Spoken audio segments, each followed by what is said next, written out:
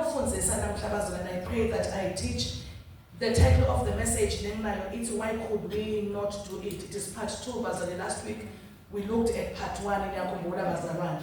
Why could we not do it? Namhla part 2, the subtitle of part 2, what is lacking? Hallelujah. This is part of a series of messages under the title, Why Could We Not Do It? Let's address the part 1 last week. Namhla address part 2. That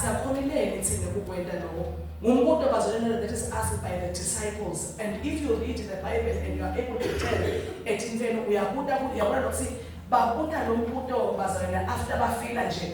to exorcise a very small demon, if I may say, a demon of epilepsy.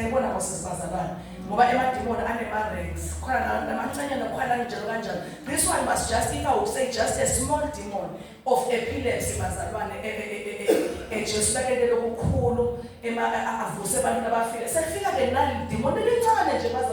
The demon, the deaf and mute, a demon of epilepsy. The Bible says, the others to exorcise the demon, they tried, but they failed to cast it out. And the crowd, the mob, the Pharisees, the Sadducees, the Sanhedrin of the time, they will exorcise the demon. But the Bible says they failed to cast it out. A very simple, it's very small demon. And the disciples are bothered by this person. They would say, Aska Koninga, we have figured Jesus, within a second, he just cast it out like that. Now the disciples, you can tell they are confused. You can tell what's on the condemnation. You can tell what's they are depressed. You can tell what's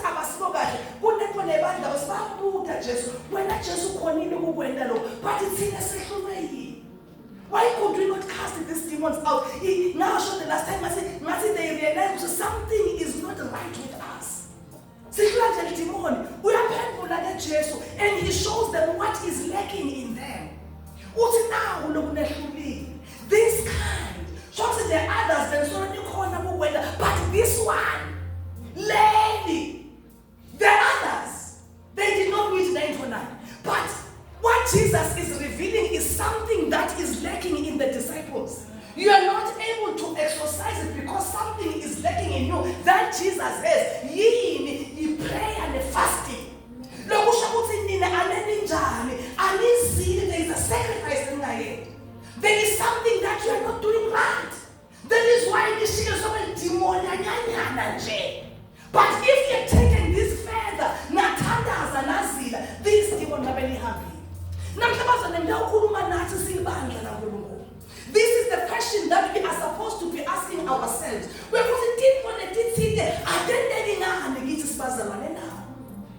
why, Pastor Mluni, Pastor Ketwe, Pastor Motasi, Kosho Naganga, Bafundisi, Sifageti Kiva, Sinemanda Nanga. Ye never Vulegi, it's now. So Jesus, great signs and wonders shall follow them that believe. See, I call that we believe.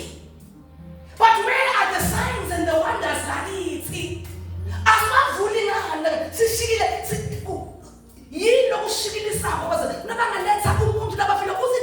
greater works than I did, you shall do. But this is what I'm who call I look significant. No one show just as I guess I went now. I said, headache. Is she the same? Do you still have the headache? Yes. See, what was a fire? I went there. It must bother us as a church of God. It must bother us. See,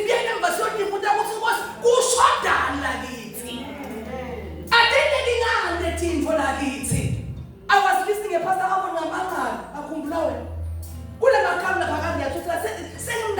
numerous times. By a piece of a daughter and a mother who's not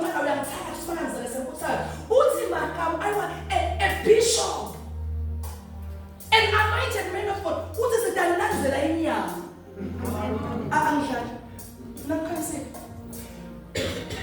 But who's no, don't worry, Ezra, I told you last time. What was Tembi? Stand Lanzela Tembi. Udala should be here next week. A great man of God anointed. Udlanje usho. What no? Because zinanamandla, but sinanza bathakathi kwenenjalo. Where is the power in us as Christians? Pastor Pina Yakulma the other time, what happened to the fire? What happened to the, why is the church devoid of works? It must bother us. It must bother us.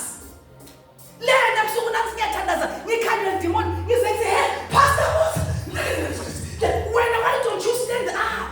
Now just want to demon your dad and find out.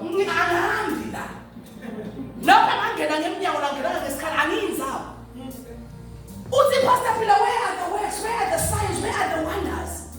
When Jesus promised us, what he needs to come that from here to Ghana, there are signs and wonders. But that needs to be devoid of those things. Why? Where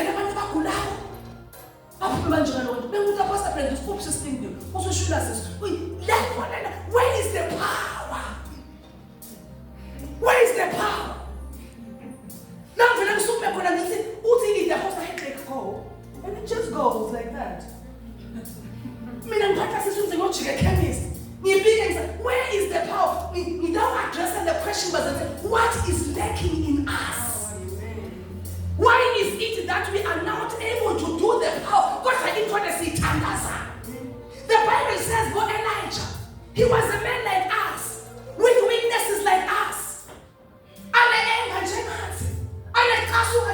But listen to what he did. He prayed.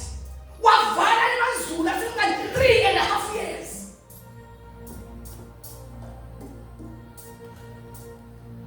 Men like us. But that's the one for the name full. And for the second, that's what it does. Then you move and I'm saying it does. As corn buzzer. Nothing for the sun go to it. Sana Kakuna is very again, man. We didn't put that candy, but the fire. But the fire. I just feel it. Not in the cat. I saw the Tosha cat. I'm just letting go. That's not the point. I saw the Tosha cat. When they are men were like us for 3.5 years, but 3.5 years, I command there shall be no rain. And good about Joshua, the prayed. What in Lana, I command you, stand still. And the Bible says, see what is going to command the Basana? Let's say command the gas leg Pastor P. Where is the power? See, show the hands, Basana. If you look at the apostles, great works they did. Listen to me, even the shadows, everyone has a shadow. But what is wrong with our shadows? What is wrong with us, Basarwan? It must bother us.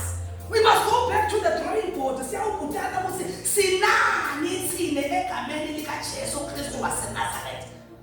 if you go back to God, that's Jesus' shoulder. I was listening to Bishop Benson Idahosa. Uti Benson. There was Chicago. What were witches and wizards? They are going to meet in Nigeria, Benin. Uti, that was his city.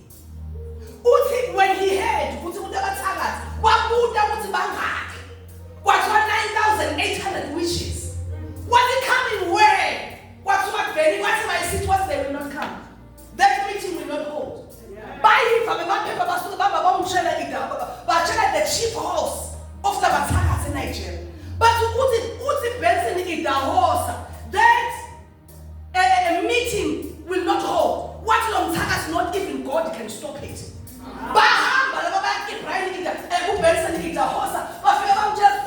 Chief house. The meeting will not hold. What is the horse meaning? That meeting, but be careful with this. But 9,800. Be very careful. We are playing with fire. What's it mean? That meeting, I've stopped it. And then they organized, a press conference.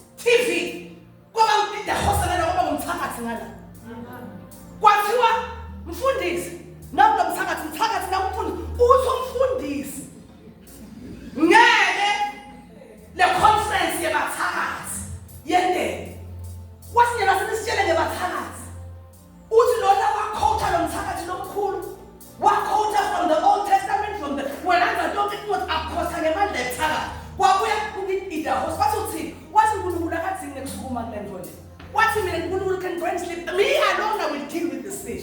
Ngizokuthakaza ngeke ukwendela. Ngicela nje kusanqedzana ningithanda ngifuna ukuthandaza. Wena I'm going to kill you. What I said you're going to die. I have just one question to ask you after this. Are you a witch?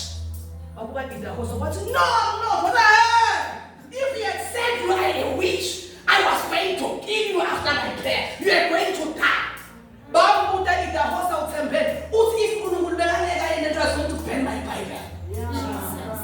Uthi at that time labathakathi bonke bajile kodwa ngeke basammeet. Uthi pastor umthetho eNigeria no witch or wizard will ever meet in Nigeria. Uthi Idahosa ngimloyo.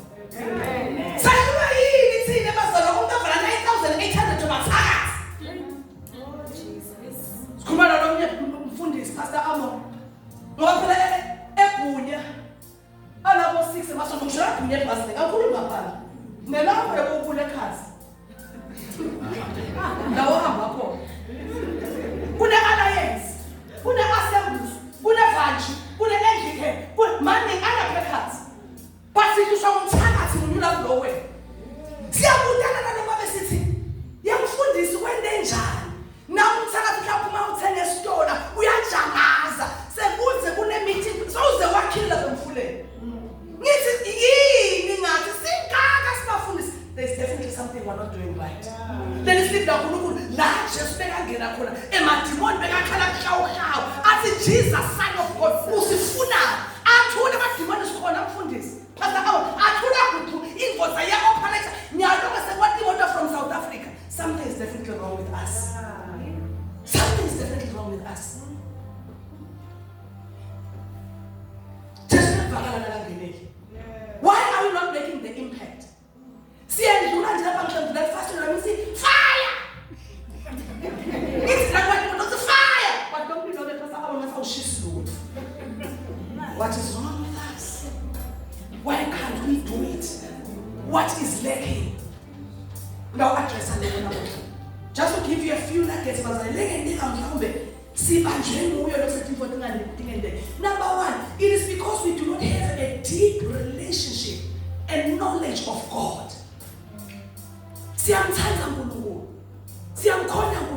But we do not have this deep relationship with Him. We do not have a knowledge of who our God is. We have no revelation of who God is. Who do you say I am? Who do people say I am? What's in me? What kind of Jesus? The others were silent because that is the greatest challenge with us.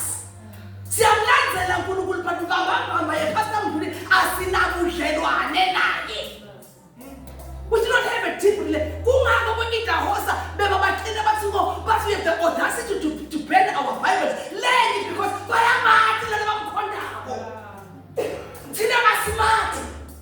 we do not have what I call an experiential knowledge of God.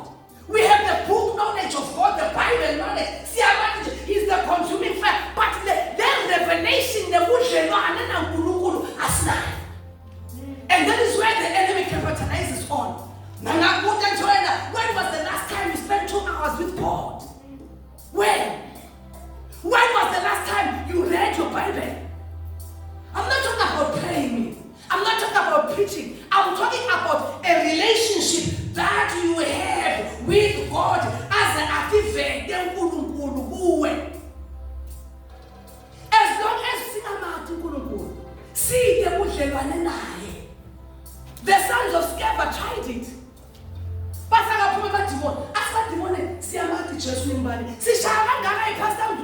Even in the realm of the king of the spirit. Now to attend as I remember when Pastor Kesu was telling me that now to attend as I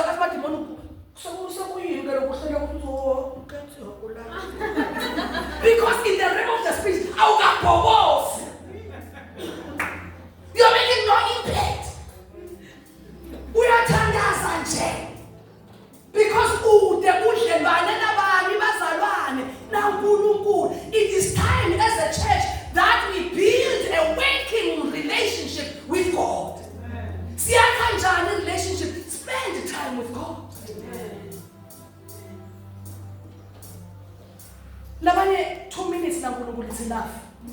sesisukumile sihambile.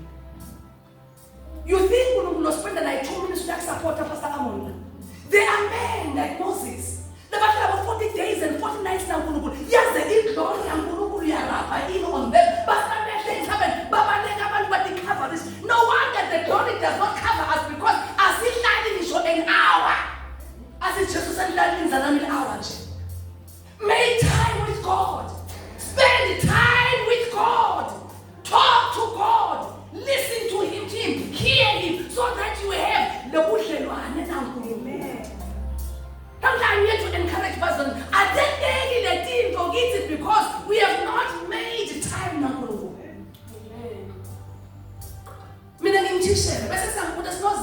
On average, how many hours? In the 24 hours, how many hours? I was listening to another man of God who was saying, Sibuka Ishmael, go for big brother on 4 hours running. Who's that break? Yes,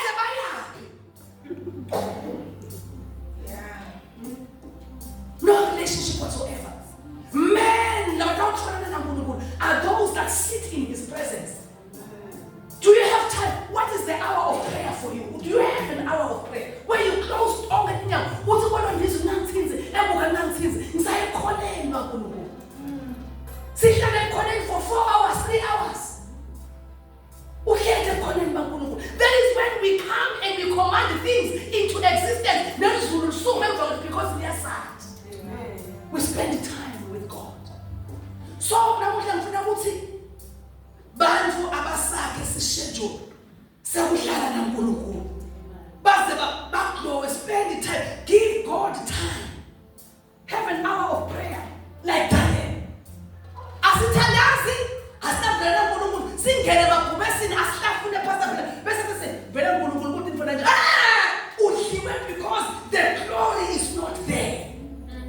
Lokho osha babhubesi kusengakuthi akusho ukuthi uNkulunkulu ukosha nyama. It is the glory. Amen. Now that the glory of God blinds them. Something there.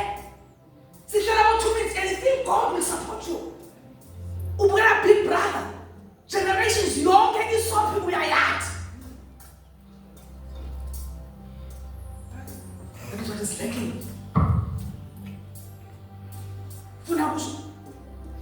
Doesn't believe the God doesn't believe.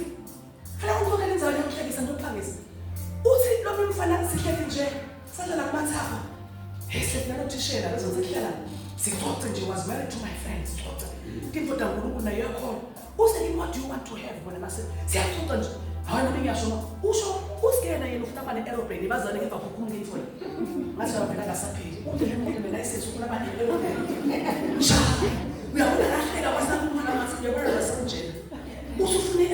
but when I was preparing the message, the God that we said we do not believe.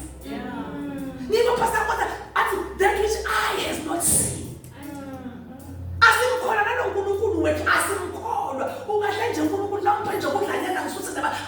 We do not, no one has seen Jay. We do not believe in this God. We doubt Him. Why did you doubt? As it just you, faithless generation. That is what is lacking in us. See,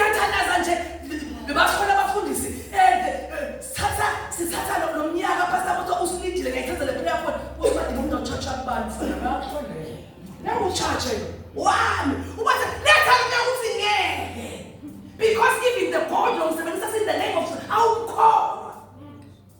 And the demons can see. I was listening to the man of God last week, better with a young girl here. As a car sitting 3 years in 4. It's confidence. As the Holy Spirit has never lied to me before. I to this never.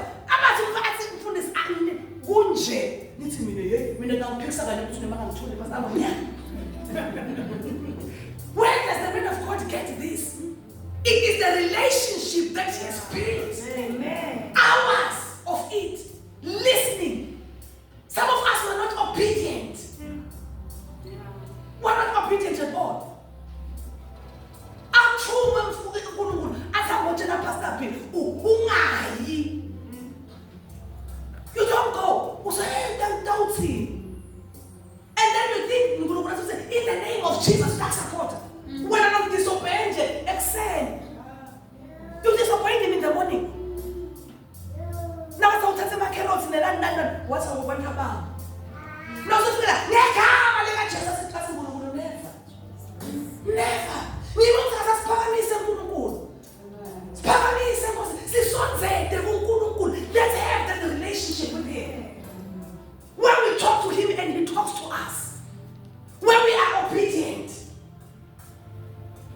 When we believe. Where God first. Let me find this. Whenever something, God is always the first choice.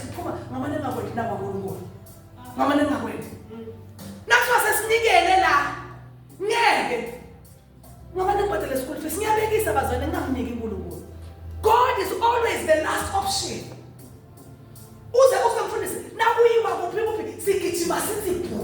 But when it comes to the things of God, Moses. No wonder. After Jesus, signs, greater signs and wonders you shall do. As some members of the same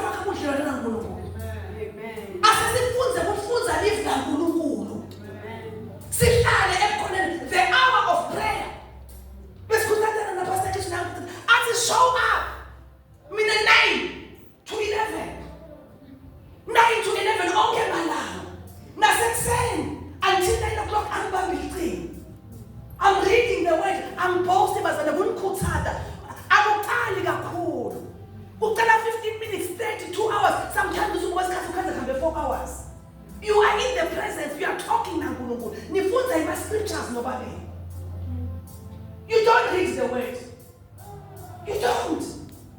But in the name of Jesus, listen, you're my pastor and the pastor prayed. But in the name of the Spirit as well. How can that? I'll full the leaf. I'll put my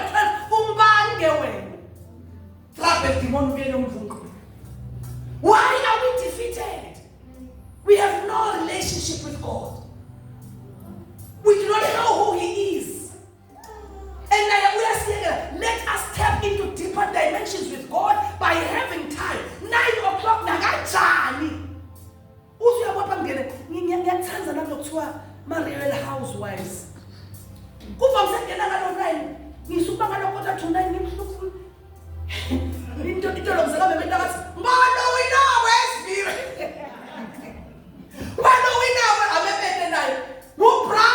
Whoa! Oh my God. Show up my 9. Show up my 7. What's the number of war? Sivula lapha incingo.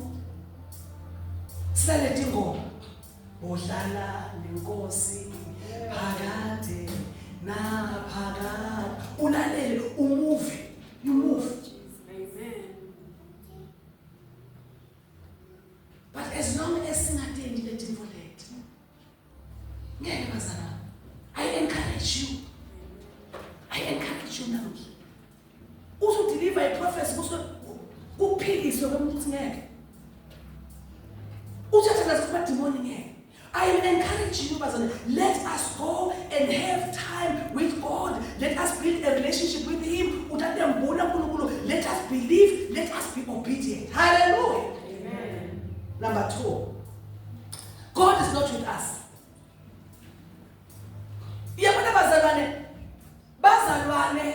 Somewhere endleleni yabo yekholo balahlekelwe uNkulunkulu. And if God is not with us, there is no battle that we are going to win. That is why the Bible, Deuteronomy 1, Moses, but I told you that do not go and fight with the Amalekites because God is not with you. And the Bible says, bahamba bayawulwa and bashaywa bagijinyiswa njengetinyosi. It is because God is not with us. The presence is not with us. We are presence does not go with us. But we do not even invite him into the day.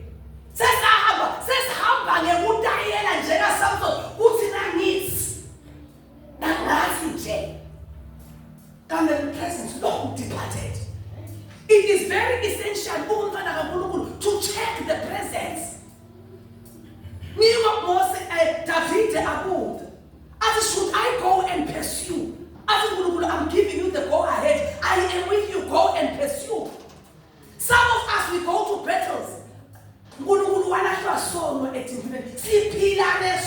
That is why God is not with us. As it is far away from God.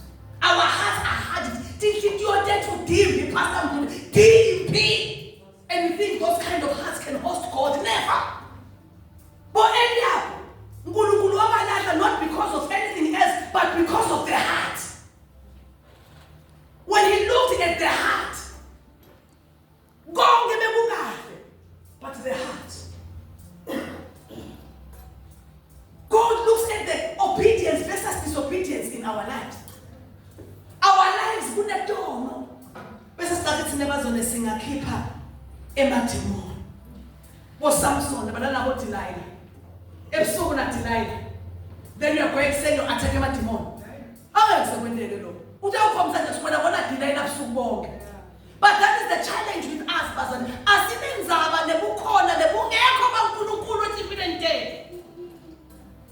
The others that I watched before they climbed the altar, because they're in great trembling and reverence of God. When they check who called in was not given an altar now. The message that Ishmael was, if will you breathe on it? Not give me an altar, Uda woman was woman was but that's Ishmael. Without God. We sin without God. No wonder because we are lukewarm. God is not with us. Let us go back to the drawing board. Ashan was defeated. Israel was defeated because of Ashan.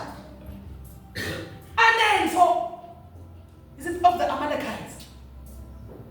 Why are we defeated, Bazaran? Because God is not with us. How do you know that the presence is with you? I was listening to another man who said that he cooks himself in prayer until he feels the vibration. But I'm still with you. When I pray and I don't connect, I know there's something wrong. I go down. Is God with you? Is God with you? No matter how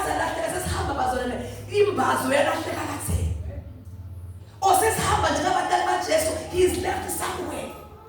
This is time as children of God that why are these things not happening to us? Something is lacking. I am not with you. Because of A, B, C, D, E. Because of an unconfessed sin. Because of unforgiveness. Because when you shall continuously be defeated and be embarrassed. Because I'm not with you.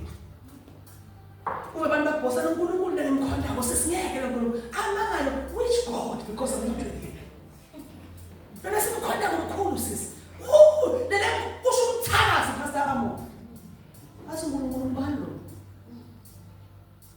Number 3, the Holy Spirit.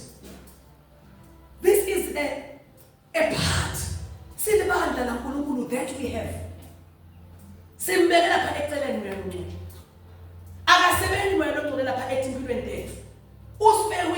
The ministry of the Holy Spirit. Are you sure? Acts 1 verse 8. But when the Holy Spirit has come upon you, you shall receive power, and you shall be my witnesses, starting first in Jerusalem, Samaria, Judea, until the very ends of the world.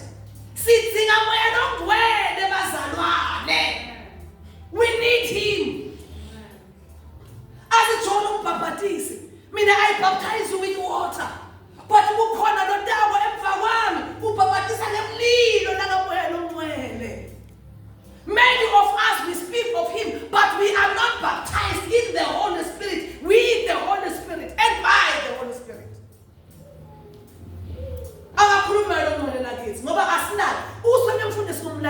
Never has been the Holy Spirit of God be so powerless than in a Christian.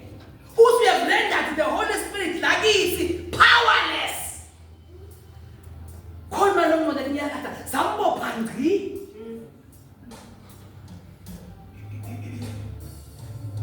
It is time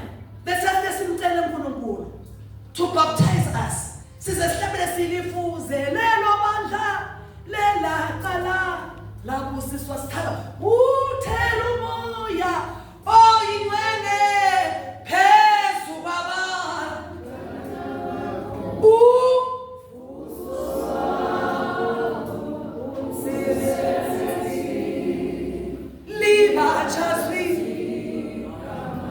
We are empty of the Holy Spirit. But as full of fire to operate in us.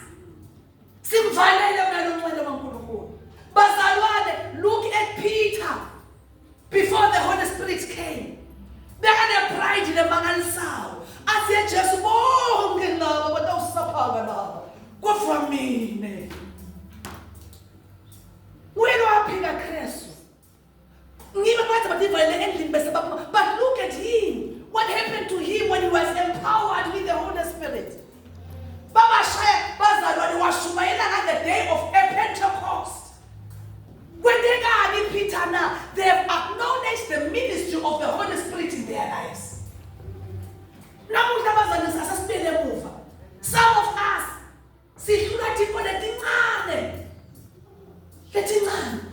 we cannot command anything because the Holy Spirit is not in us.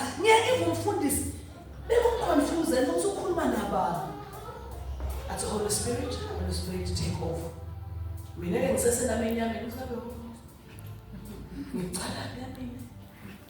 Holy Spirit of God, take over. Take over.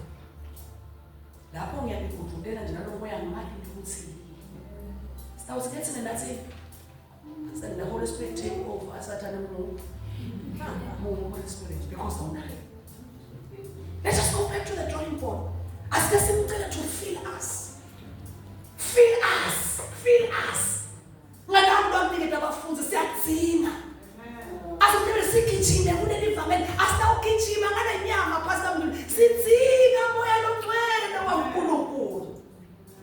To direct us, to guide us, to empower us, to equip us, that He speaks through us.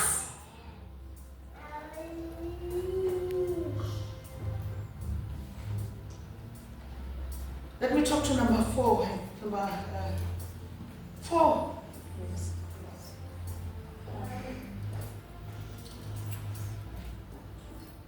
I want to talk about our lives, the sacrificial living.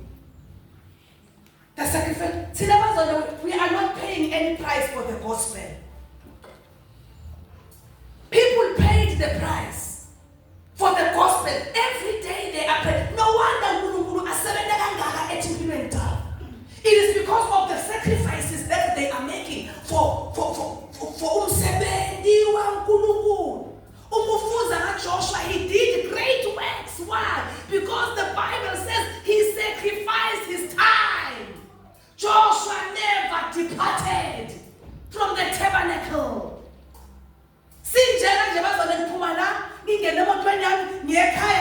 Big brother, I made no sacrifices whatsoever.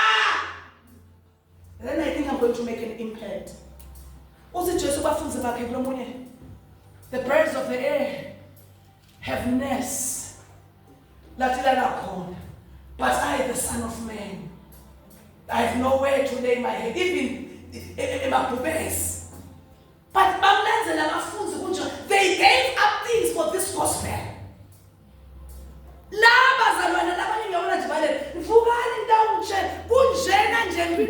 Because I will not sacrifice no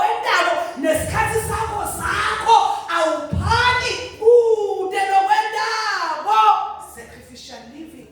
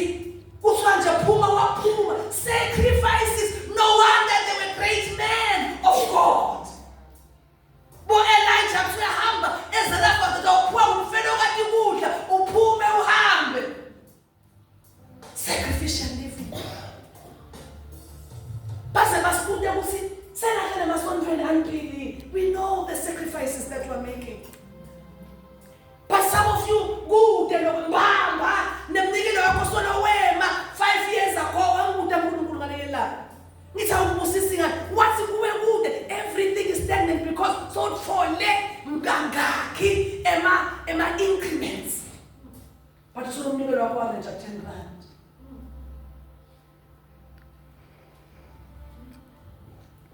Look at the sacrifices the menu of Peter.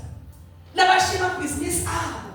Asukabele besuka samlandzela besuka bemlandzela beayishia imizi yabo besuka ushiye ini wamlandzela na athi Peter sinesashiya konke mbosi sashiya konke to follow. We've lost, Pastor Mduli, bafundisi, we have lost a lot for this gospel. A lot. We've paid the price. And we are still paying for the gospel. No wonder you make an impact. A man that has sacrificed things for the kingdom. Singayo showing Pastor Pilayo basimkhana uDavid Masola. Thanza kathi. Thanza uDavid Masola simama kasibonge. Bekasandiza la. Oh yeah ukuthi. Nasuphuzile. Yes we are. Oh yeah. They thanza le. Nakhani photha abantu bahlathi njalo ngaphukithi. But we are restrained. Amen. We are restrained as support Pastor P because of the sacrifices.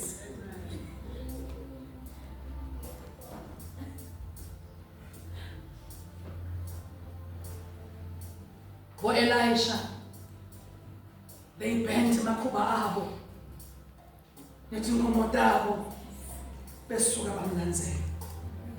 Utabuthi wena ungandi lutho nje uthulise khuthu. Our sacrifice ngoba wena ungalutho. We make an impact because of those sacrifices.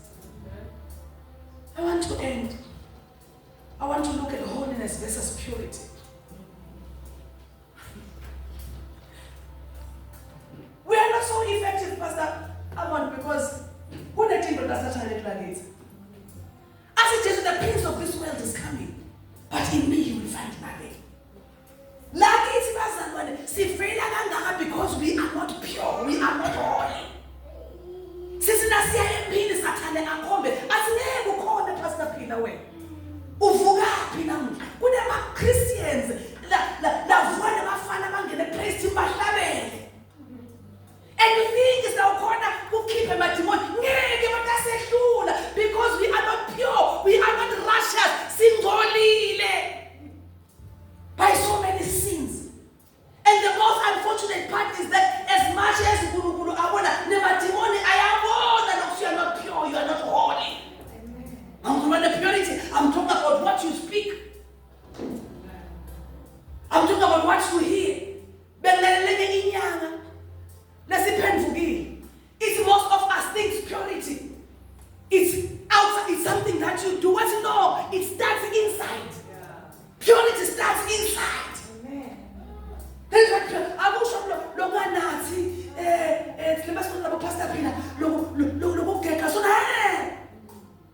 purity starts inside of you. The righteous living. We are not pure. We are not holy. We still dance with the world. We have not come out completely of the world. Sisabuka lapha pornography sisabuke. Kazumzwane la cingwana uzowena nje pornography. Nanga sibisana la cell phones sebakube walethenda kukhona bazona labakala tuwa. Because of the things they write. Because of the things they watch. And then pornography out definitely the down. This is the moment I'm sure they deal with your pornography first because you are holy. Righteous living. We are not pure as Bantwana Bankulunkulu. Live na Nkulunkulu likhuluma ka Joseph. Sengiyakhaza masinyana. Ngala wena yabona se akusile gospel balithanza. Bo Joseph. Yeah, Pastor Linda. Kuthwe nje Pastor Nancy o. Ngimufana nomncane. Lokho amancoba. Asisiwe uphiyana umfana wakho. Yey, uvule ngamajume emancoba. Nasisiwe waseshobele ngala uyathi ukuthi you are going to rise in position. Now find a Potiphar umfana uqane nje umfana wami. Angeke ukupreje mina. Uzotha kwayo.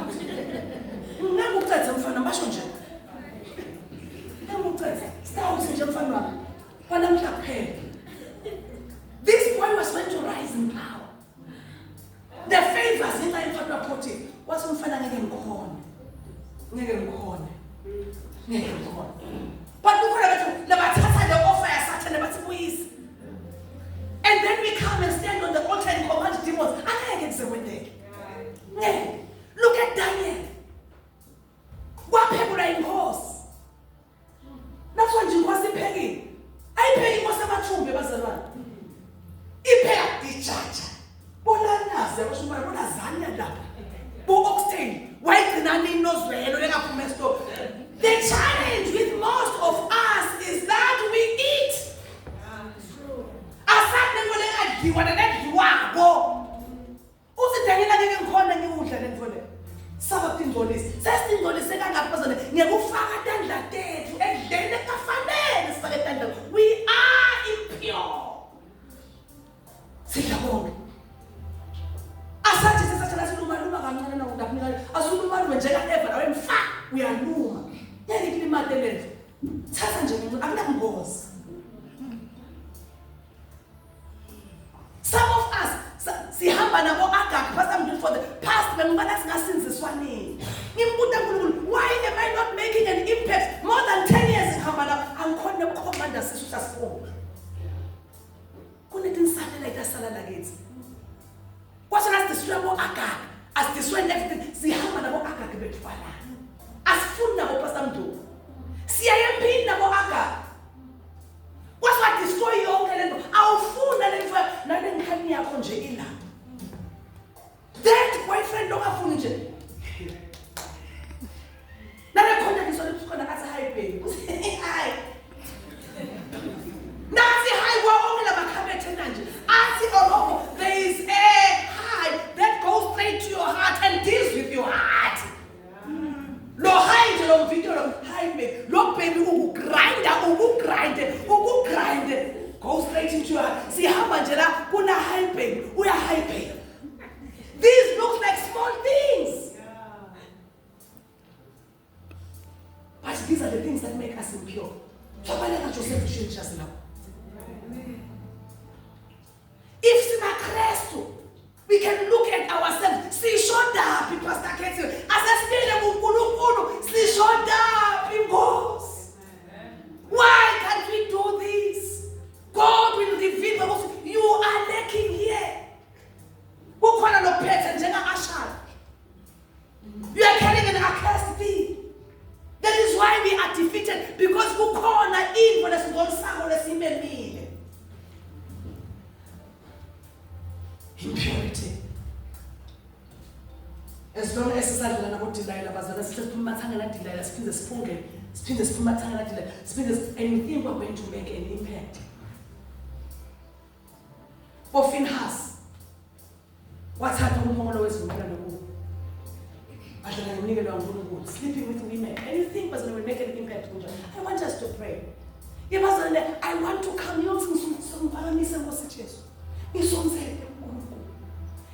I want power. Pastor Peter, you are